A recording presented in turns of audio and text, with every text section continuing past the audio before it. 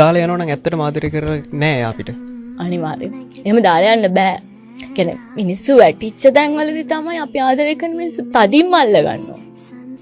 අපි සතුටින් ඉන්න තැන්වලදී අපිට සතුට බෙදා ගන්න මිනිස්සු හිටියට අපිට දුකක් තියෙනවනම් අපේ හදවතේ මොකක් හරි ප්‍රශ්නයක් තියෙනවනම් අපේ අඩුපාඩුවක් තියෙනවනම් ඒ තැන්වලදී අපේ ළඟම ඉන්න කෙනා තමයි අපි ගැන හොඳටම දන්නේ. මොකද අපි මිනිස්සුන්ට පේන අඩල් නැහැ.